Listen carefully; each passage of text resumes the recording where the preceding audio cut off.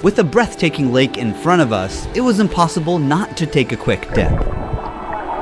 At dusk, the sound of swift birds echoes in the cave. Because of their short and weak legs, these birds can't take off from the ground and must jump from a high place to fly. If they are trapped on the ground, it means death is certain for these birds.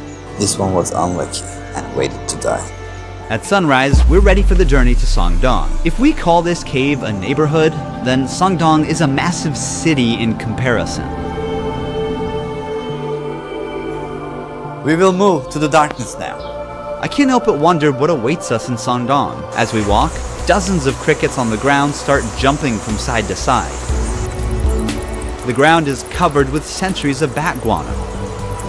Above us, countless bats hang in deep sleep, but some are awake and constantly defecating on us, so it's not a good idea to look up.